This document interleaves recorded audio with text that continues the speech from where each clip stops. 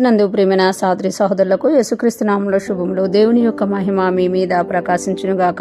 ఈరోజు దేవుడు మనకిచ్చిన మాట గలతీయులకు రాసిన పత్రిక 4వ అధ్యాయం 31వ వచనం.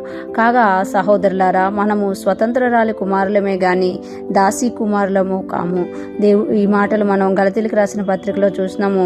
దేవుడు ఇక్కడ తెలియజేస్తున్నారు కదా, పౌలు గారి ద్వారా కాగా సహోదరులారా అంటున్నారు. అంటే గలతీ సంఘానికి ఉద్దేశించి పౌలు గారు ఇక్కడ అంటున్నారు కదా, కాగా సహోదరులారా, మనము స్వతంత్రరాలి కుమారులమే గాని, అంటే మనమందరం కూడా స్వతంత్రరాలి యొక్క కుమారులం. అంటే అబ్రహాము యొక్క ఇద్దరు భార్యల గురించి, అంటే దాసి అయిన హాగరు గురించి, భార్య అయిన సారాయి గురించి తెలియజేయబడింది. దాసి అయిన హాగరు ఎప్పుడైతే గర్భవతి అయి కుమారుని కొంటదో అప్పుడు దేవుడు అంటారు కదా, దాసి వలన అయినది నీ కుమారుడు అనబడ్డు, సారా వలన అయినదే వాగ్దాన పుత్రుడు అనబడతారు అని తెలియజేస్తూ ఇస్సాకు వలన అయినదే వాగ్దానం అనమాట.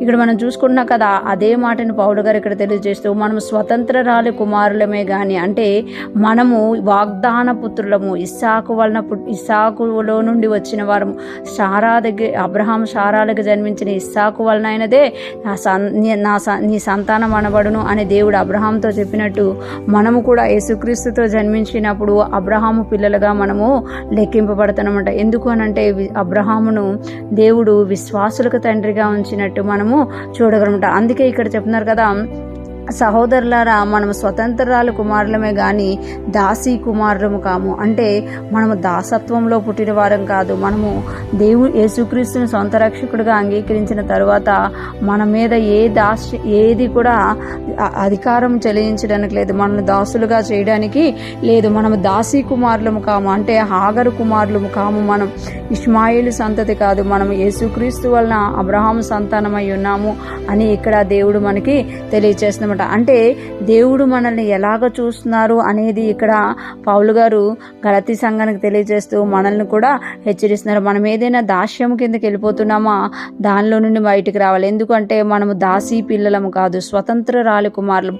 ఆత్మ ఎక్కడ ఉంటుందో అక్కడ స్వాతంత్ర్యం ఉంటుంది అనమాట.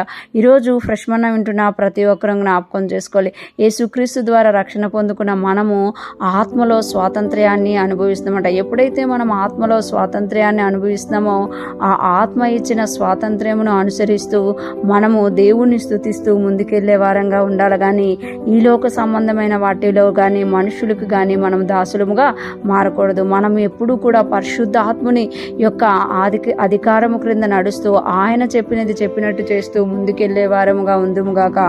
దేవుని కృప మనందరినీ స్వతంత్రులుగా చేసింది కనుక మనం స్వాతంత్ర్యం అనుభవిస్తూ స్వేచ్ఛగా దేవుని ఆరాధిస్తూ ఆయన్ని గణపరుస్తూ ముందుకు నడుచుదుముగాక. ఆమేన్.